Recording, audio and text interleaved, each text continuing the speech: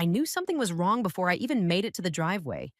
Not because I'm psychic, because my front gate was half open, and the motion light over the garage kept clicking on and off like it couldn't decide whether to warn me or pretend nothing happened. My suitcase wheels rattled on the sidewalk as I dragged it up the path, still smelling like sunscreen and ship air.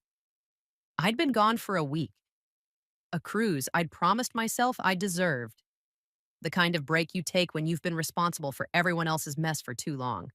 The garage door opener was still clipped to my keyring. I pressed the button. The door lifted with that familiar groan, and my stomach dropped into the concrete. Empty. No glossy hood. No clean lines.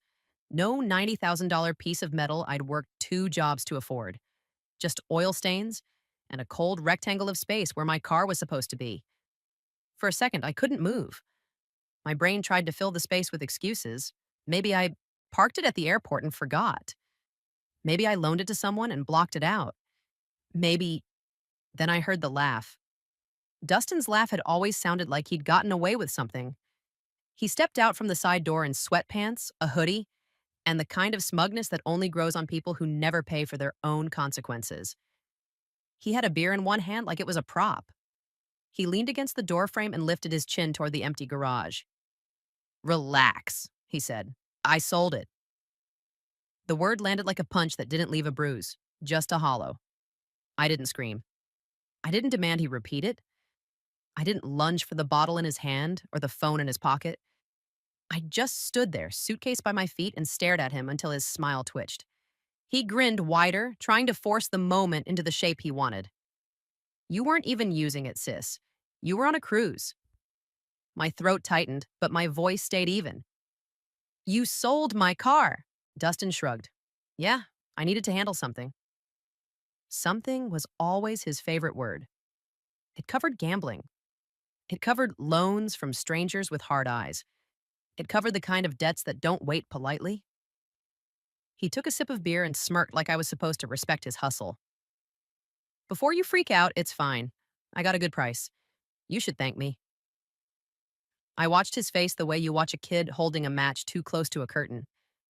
Then I asked the only question that mattered. "Did you hand him the title?" It was subtle. So subtle most people would have missed it. But Dustin froze for half a beat. His eyes flicked left, then right, like he was searching the garage for a title floating in the air. Then his smile snapped back into place too fast. "Of course," he said. "I'm not stupid." I nodded once, like I believed him. I didn't. Because I knew my car wasn't the kind of car you could sell quick the way he meant. Not with an active lien. Not with an electronic title sitting with my credit union until the loan was satisfied. Not without the one thing Dustin didn't have: legal control. He stepped closer, enjoying himself again. "What's with the face? It's gone. Deal with it." I looked past him toward the house.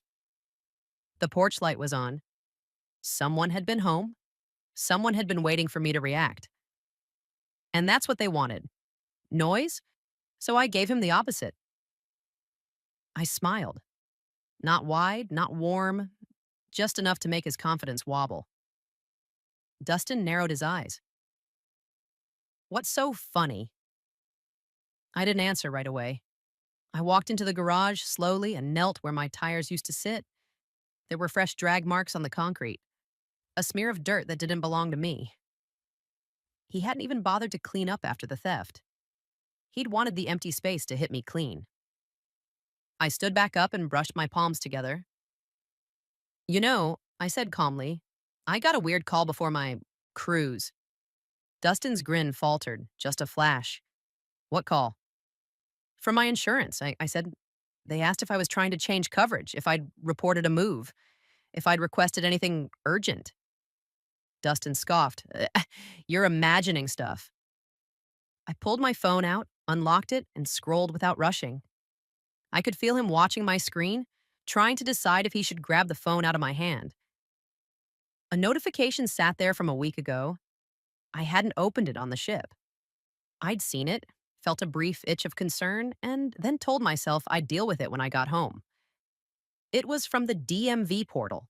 Address change submitted. Replacement title inquiry received. No details visible unless you clicked in. But the subject line was enough. I held the phone at my side, not showing him, not hiding it either. Dustin's voice went sharper. Why would you be messing with the DMV when you're gone? I wasn't, I said, still calm. He licked his lips, then tried to laugh it off. Okay, and? DMV emails are junk. They send those for everything. I nodded like he'd made a point. Then I turned and walked past him toward the house.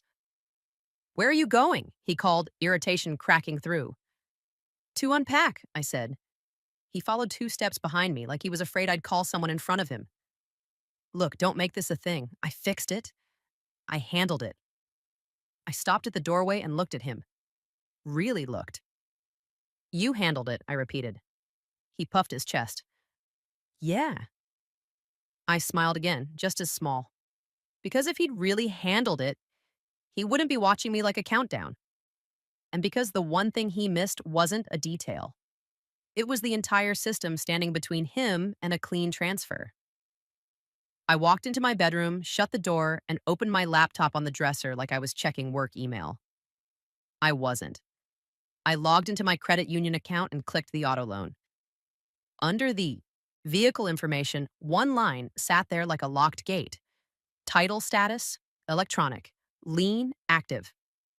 I stared at it for a moment, feeling my heartbeat settle into something cold and usable. Then I clicked one more thing, my alerts. There it was again. The DMV notification, the insurance inquiry, and a third alert I hadn't seen yet, time-stamped while I was still at sea. Attempted replacement title request. Additional verification required. I didn't cry. I didn't shout. I just whispered to the empty room, calm as a knife. You sold something you couldn't legally transfer. And downstairs, Dustin laughed again. Too loud, too sure, because he still thought this story was about me losing a car. He had no idea it was about him leaving a trail. Part 2/5. Upstairs, I didn't even take my shoes off. I sat on the edge of my bed with my suitcase still half zipped, opened my laptop and pulled up my credit union app again, slow, deliberate, like I was looking at something fragile. Title status, electronic. Lien, active. That line wasn't just information, it was a locked gate. I clicked into the loan details and found what I needed. The lien holder department number. I didn't call customer service. I didn't call the branch. I called the people whose job it was to stop quick sales that weren't real. The phone rang twice.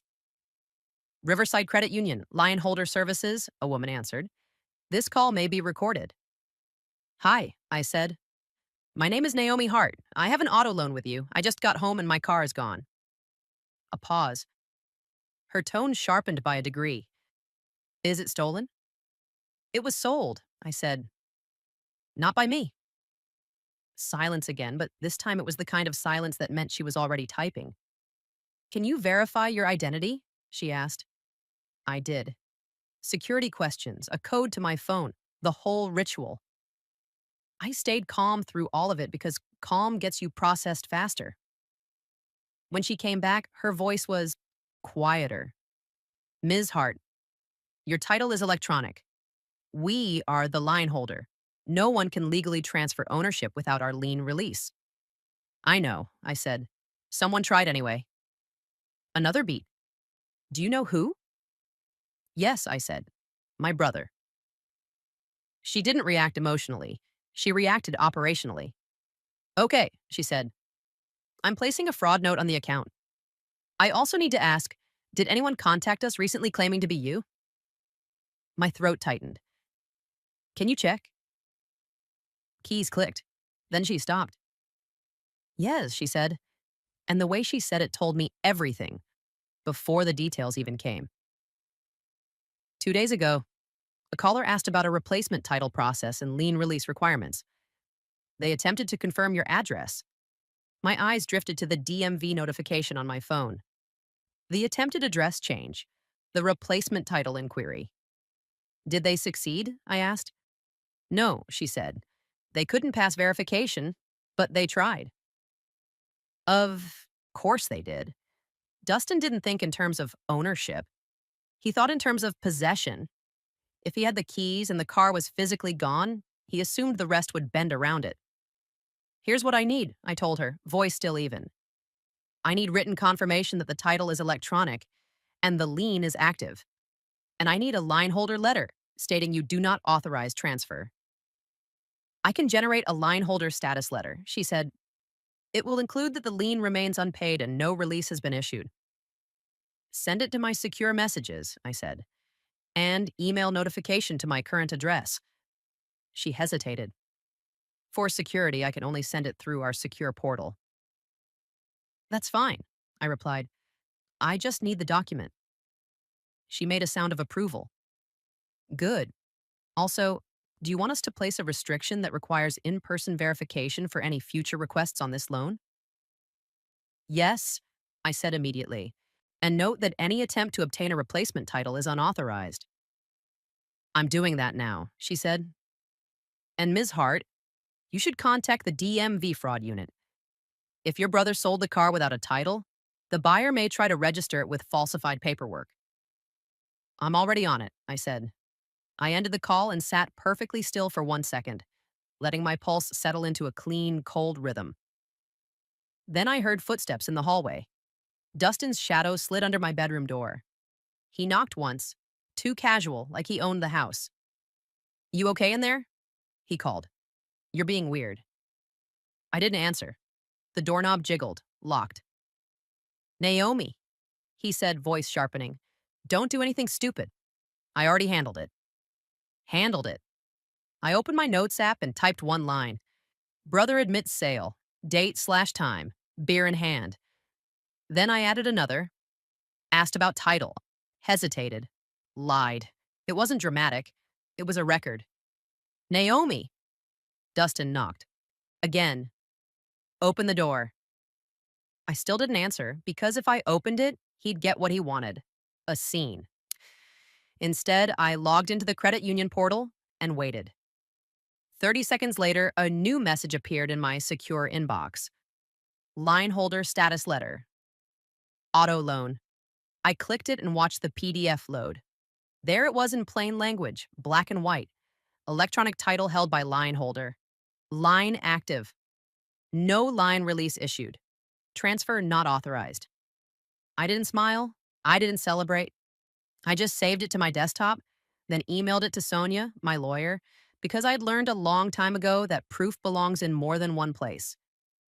Then I opened the DMV portal. My hand stayed steady as I navigated to the title status page, entered the VIN, and waited for the result. The screen refreshed. Title: electronic line holder, Riverside Credit Union replacement. Title: request attempted. Verification failed address change. Pending review, meaning my brother hadn't just sold my car. He'd started changing the paper trail like he was sweeping footprints. I clicked the fraud reporting link and filed a report with the same calm I used when I paid bills. Name, VIN, timeline. Unauthorized request attempts. When I hit submit, the portal generated a confirmation number. I took a screenshot. Then I did one more thing before Dustin could force his way into my night. I called my insurance company and asked for their special investigations unit. The first agent tried to transfer me to claims. I'm not filing an accident claim, I said. I'm reporting suspected fraud tied to an unauthorized vehicle sale. That got me to SIU fast. A man named Trevor came on the line, voice professional, slightly careful. Tell me what happened. So I did. Not emotionally, chronologically. Cruise dates, garage empty, brother admits sale, active lien, electronic title, DMV alerts, replacement title attempt. Trevor paused, then said, Do you know the buyer's information? No, I said. Yet. Okay, he replied. Here's what I can do. I'm opening an SIU file. If the buyer contacts us for proof of insurance or tries to update the policy, it will flag. And I'll note that any power of attorney or signature presented is disputed. He gave me a case number. I wrote it down. Then, right on cue, my phone buzzed with a text from an unknown number. Just one line. Hi, I bought your car from your brother. I need the title tonight or I'm going to the police. My door handle rattled again outside my room, harder this time. Dustin's voice had lost the playful edge. Who are you calling? Naomi, open up. I stared at the text, thumb hovering, and felt something click into place. The buyer wasn't my enemy. The buyer was my witness. And if Dustin really sold it quick, then the buyer was probably already in motion, already realizing they'd been handed a car they couldn't register. I typed a singles. Response, slow and careful. Do not try to register it. The title is electronic and the lien is active. Where's the car right now? Then I stood, walked to my bedroom window, and looked down at the street. Headlights swept across the curb. A car door closed, and someone started walking up my driveway like they'd come to collect what they were promised.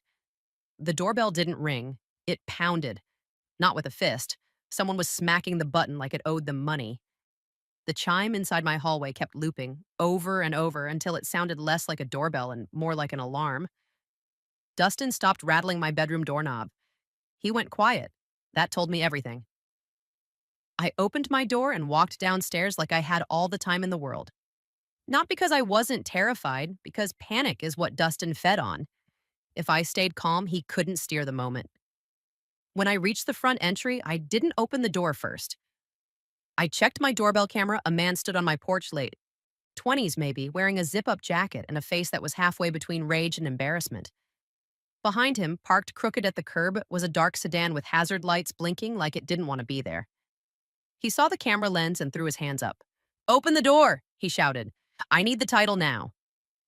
Behind me, Dustin finally exhaled, trying to sound bored. "Who's that?" "The buyer," I said. Dustin scoffed like he'd planned this. "Tell him to chill. I told him you'd be dramatic." I didn't answer him. I opened the door. The man stepped forward immediately. "Are you Naomi Hart?" "Yes." His eyes darted past me, scanning the hallway like he expected the car to roll out of a closet. "Your brother sold me your car." "I know." He blinked at my calm. "I paid him. Cash.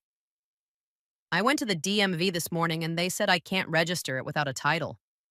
He told me you'd hand it over when you got home." Dustin appeared at the top of the stairs like he couldn't help himself. He leaned on the railing, smirking. "Relax," he called down. "She's being extra. We'll figure it out." The buyer's head snapped up. "You said you had everything." Dustin lifted his hands. "I do, it's fine." I turned to the buyer. "Where's the car right now?" He hesitated. "Not here." "Where?" I repeated, same tone. He swallowed. "At my cousin's shop. He has a lift. We were going to check it. Make sure nothing's wrong." A shop? A lift? No title. My stomach tightened, but my voice stayed level. "Do you have the bill of sale?" He pulled a folded paper out of his jacket like he'd been gripping it for hours. "Right here." I took it without snatching. I unfolded it slowly. It looked official at a glance. Printed lines, VIN sale amount, date, and my signature at the bottom. My name in handwriting that tried too hard to look like mine. I didn't react. I didn't give him a bar face he could argue with. Instead, I lifted my phone and opened my credit union message with the lien holder letter. I held it so he could see the key line. Electronic title held by line holder. Lien active. No release issued. Transfer not authorized. Then I opened the DMV portal confirmation and angled it toward him as well. He stared, blinking fast. "What is that?" "That's the reality," I said. "My brother can't sell that car clean. Not without paying off the lien. And I didn't sign this." The buyer's face flushed. "So I just got scammed." Dustin laughed from upstairs too loud. "Nobody scammed anybody. It's family. She's just being a—" I lifted one finger, not at him, at the buyer. "Do you want your money back?" I asked. "Or do you want the car registered?" The buyer's jaw clenched. "Both." "You can't have both today," I said calmly. "But you can have one thing immediately." He frowned. "What?" "The police report," I said. The word changed the air. Dustin's laugh died in his throat. He leaned forward over the railing. Don't you dare. I looked up at him, finally. You told me to deal with it. Dustin's eyes went hard. Naomi, don't make this criminal. It's not criminal. The buyer snapped, voice rising. You forged her signature. Dustin pointed down at him like he was the problem. Shut up. You got the car, didn't you? I turned back to the buyer. If you're serious, I said, you're going to do 3 things. He stared at me like he didn't like taking orders from the person he thought he'd bought from. But desperation makes people flexible. What? He said. 1, I said, holding up a finger. You're going to text me the exact address of the shop. 2, you're going to send me a photo of the VIN tag through the windshield and the odometer. 3, you are not moving that car again until an officer tells you to. He hesitated. Why? Because if it disappears, I said, you become the easiest suspect. That landed. His eyes widened slightly. Okay, I'll send it. My phone buzzed as he typed. An address popped up. Dustin started down the stairs fast, suddenly animated. No, we're not doing this. You're going to ruin my life over a car. I stepped to the side and kept my voice low. You already did this. He stopped on the last step, close enough now that I could smell the beer. His face changed into something uglier than smugness, fear wrapped in anger. You're not calling the cops, he hissed. You're not. I didn't argue with him. I walked past him, sat on the small bench by the entryway, and called the non-emergency line like I was ordering takeout. When the dispatcher answered, I gave facts, not feelings. My vehicle was taken and sold without authorization while I was out of state, I said. There is an active lien and an electronic title, held by my credit union. I have documentation. There is a buyer on scene with a bill of sale containing a forged signature. The dispatcher asked for the VIN. I read it from my loan portal. Then she asked, do you feel unsafe? Dustin stood 3 feet away, fists clenched, trying to stare me into silence. I didn't look at him. I need an officer to take a report, I said. The vehicle is currently at a location I can provide. An officer will be dispatched, she replied. Dustin's voice went sharp, cracking. Hang up, Naomi, now. I ended the call and stood up slowly. The buyer on my porch was pale now, eyes darting between us like he'd walked into a family fight and accidentally lit it on fire. I didn't know, he muttered. He told me you were letting him sell it. I nodded once. He tells a lot of stories. Dustin stepped toward me, too close. You think you're so calm. You think you're so smart. You're going to make them look at me? I met his eyes, steady. I'm going to make them look at the paperwork. His face twisted. I'll tell them you gave me permission. Then you'll need proof, I said. He blinked. What? I lifted my phone and opened the doorbell camera history. A clip from 3 nights ago loaded, time-stamped while I was still on the ship. A tow truck's lights flickered across my driveway, my car rolling backward, slow and smooth like it was being swallowed. The driver's face was blurred by distance. But the person standing in my driveway wasn't. Dustin. In that same hoodie. Waving the truck back like he owned the world. I didn't shove the video in his face. I just held the screen where he could see it for half a second. His expression drained. Outside, the buyer made a small sound. Like he just realized he wasn't getting his money back from family. He was getting it back through a case number. Then the sound of a cruiser turning onto my street cut. Through the air, blue lights flashed against my living room wall. Dustin took 1 step back, instinctive. And I watched him do the math in real time, how fast a quick sale turns into a fraud report when the title can't move. The officer's footsteps came up my walkway, and Dustin whispered, so low only I could hear it. If I go down for this, you're coming with me. Part 4/5. Officer Larkin didn't come up my walkway like he expected a neighbor dispute. He came up like he'd already decided there was a real problem, and his job was to pin it to the right person. He stopped at the edge of my porch, eyes sweeping. Me, Dustin. The stranger on my steps with the folded paper in his fist. Evening, he said, calm, professional. Who called? I did, I said. My vehicle was sold without my authorization while I was away. Dustin let out a sharp laugh that sounded fake the second it left his mouth. She's overreacting. It's family. Officer Larkin didn't look at Dustin yet. He looked at me. Your name? Naomi Hart. He nodded and finally turned his head toward Dustin. And you are. Dustin, my brother said quickly. Her brother. Officer Larkin's eyes flicked to the buyer. And you. The man on my porch lifted the bill of sale like it was a shield. Jared, I bought the car. He told me it was legit. Officer Larkin held out his hand. Let me see that paper. Jared handed it over immediately. His fingers were shaking now. Officer Larkin scanned it without expression. You paid how?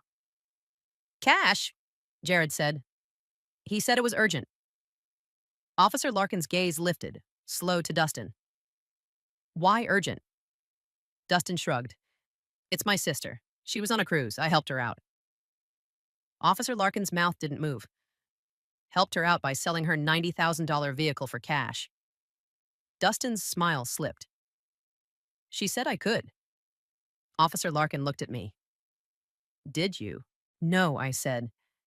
And the title is electronic with an active lien. He can't transfer it. That finally got Officer Larkin's full attention. He glanced down at the bill of sale again, then back at me. You have documentation? Yes, I said, already unlocking my phone. Credit union line holder letter and DMV title status. Dustin took one step forward, sharp.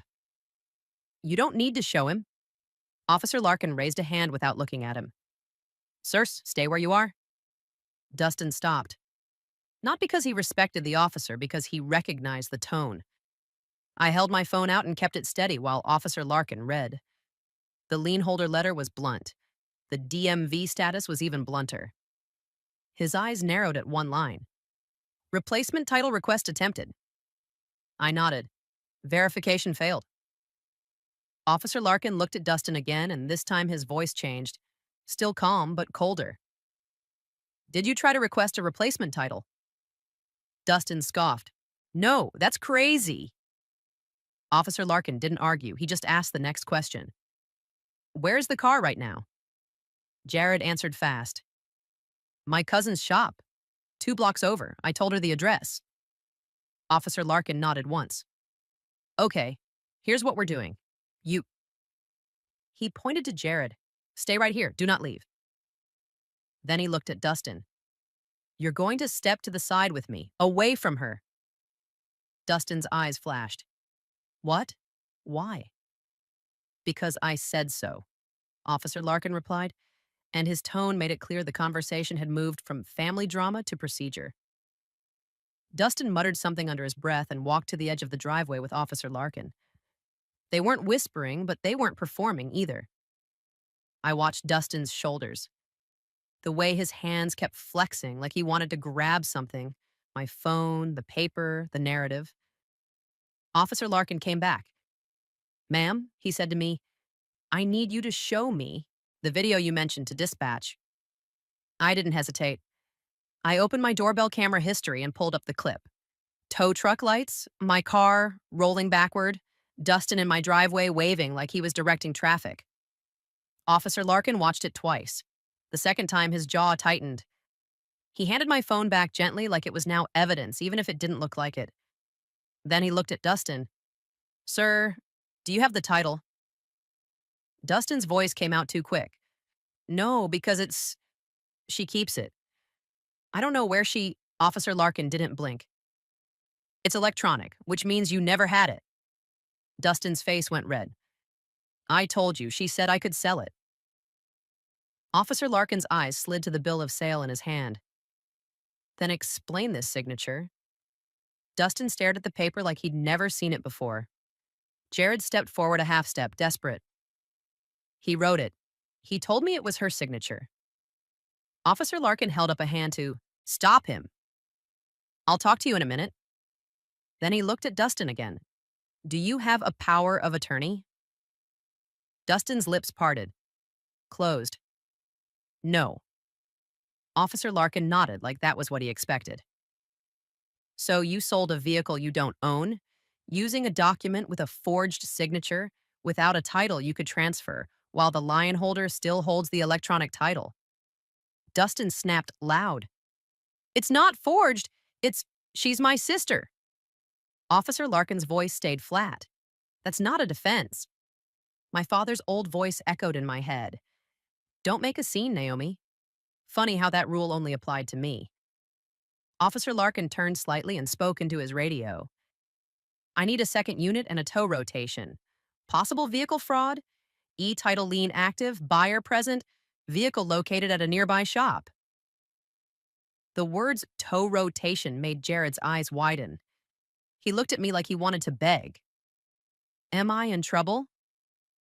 You're not the one who forged my name, I said quietly. Officer Larkin pointed down the street. All right, Ms. Hart, you're coming with me to identify the vehicle. Jared, you're coming too. Dustin lifted his chin, defiant. What about me? Officer Larkin's eyes didn't soften. You're staying here. Dustin's voice rose. You can't just... Officer Larkin cut him off. If you move, you'll be detained. Stand by the driveway and keep your hands visible. For the first time since I got home, Dustin looked genuinely scared. We walked the 2 blocks to the shop. The air was cold enough to feel like it was scrubbing the cruise off my skin. Jared kept glancing at me like he was trying to measure how angry I was. I wasn't angry. Anger would be wasted. Inside the shop, the smell of oil and metal hit hard. A man in coveralls looked up from a workbench, confused when he saw a uniform. Officer Larkin held up a hand. Police. Whose vehicle is on the lift? Jared pointed. Mine. I bought it. My car sat under bright fluorescent lights, half lifted, wheels hanging like it didn't know who it belonged to anymore. Officer Larkin walked to the windshield and read the VIN tag. He compared it to the number I'd given him. He didn't need theatrics. He just needed a match. He looked back at me. This is your vehicle. Yes, I said. He turned to the shop owner. Do not touch it. Do not move it. This vehicle is part of an investigation. The shop owner lifted both hands. I didn't do anything. He brought it in and said the title was coming. Officer Larkin nodded. You're not the problem if you cooperate. Then he stepped outside, made a call, and came back in with his expression tighter. Here's what's happening, he said, looking at Jared and then at me. Because the title is electronic and the lien is active, this sale cannot be completed legally. The lien holder may also want this vehicle secured. I'm arranging a tow to impound for safekeeping until ownership is clarified. Jared's voice cracked. But I paid him. Officer Larkin's face stayed neutral. Then your issue is with the person who took your money. Jared stared at the car like it had betrayed him. I just wanted... I know, I said softly, and it wasn't comfort. It was fact. We waited under the shop's buzzing lights. The tow truck arrived and the driver started preparing to load my car. And right as the chain clinked, Officer Larkin's radio crackled. A voice came through, urgent and clipped. Larkin, DMV fraud unit just flagged an address change and replacement title attempt on that VIN. It was submitted minutes ago. Officer Larkin's head snapped up. He looked at me, then down at the VIN again, like the paperwork had just started moving on its own. Then he said, very quietly, like he already knew the answer, Ms. Hart, is your brother at your house with his phone right now? Part 5/5. Officer Larkin didn't wait for me to answer twice. His eyes stayed on mine, steady. Ms. Hart, is your brother at your house with his phone right now? Yes, I said. He's there. He didn't come with us. Larkin's jaw tightened. He turned and keyed his radio. Dispatch, I need a unit at Naomi Hart's address now. Suspect is on scene. Do not let him leave. Possible active DMV fraud submission in progress. Jared's face drained. He's doing it right now. He's trying, I said, voice flat. He thinks if he fixes the paperwork fast enough, the lie becomes real. The tow driver kept working, chains clinking, my car hovering half lifted like it was caught between two stories. Larkin held his phone up for a second as another message came in. He didn't show it to me, but I saw enough. A timestamp and a short alert line from DMV fraud. He looked back at the shop owner. Do you have cameras? The owner nodded fast. Yeah, front and inside. Preserve the footage from today, Larkin said. Nobody deletes anything. The owner raised both hands. I won't. Then Larkin looked at Jared. You're coming with us to give a statement.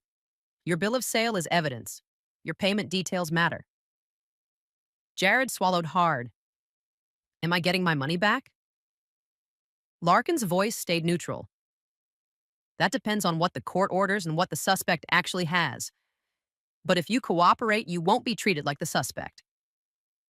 Jared glanced at me like he wanted reassurance. I didn't offer comfort I couldn't guarantee.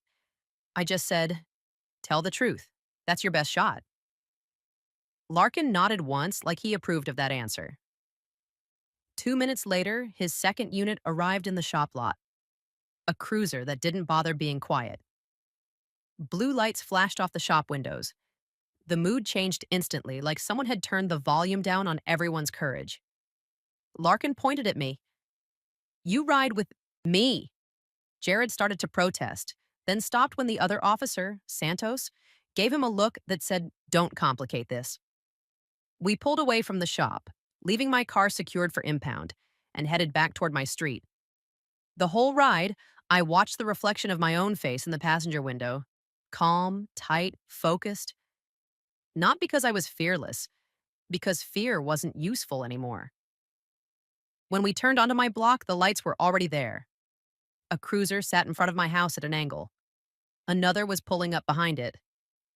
And Dustin, my brother, was standing in the driveway, phone in his hand, pacing like he was waiting for someone to arrive and save him from the consequences he kept pretending weren't real.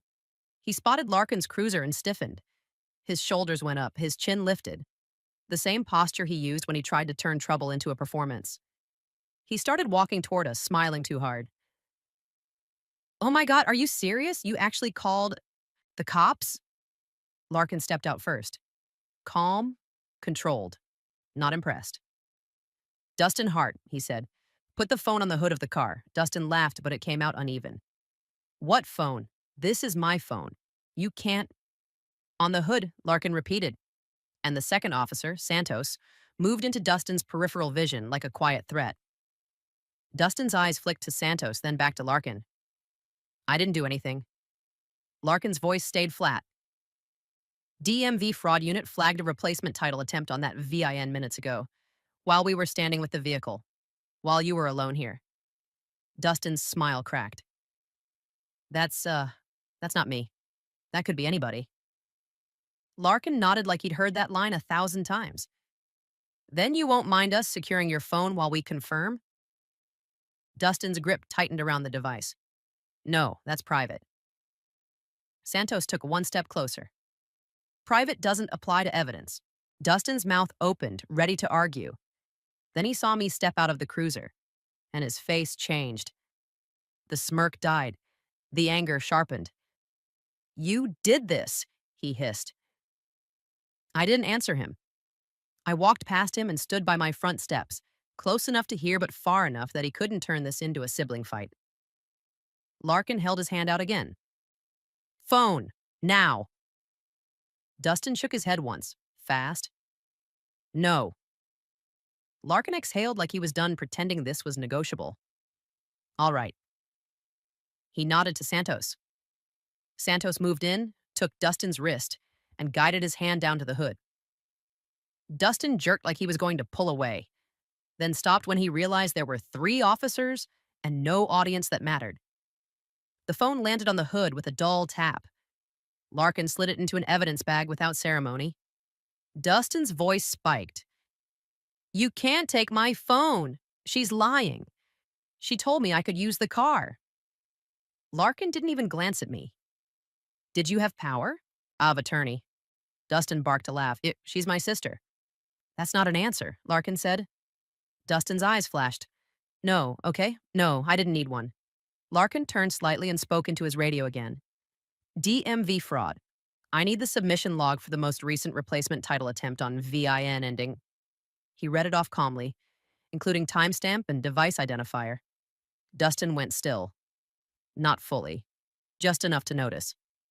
Santos looked at him. "You want to keep talking?" Dustin swallowed.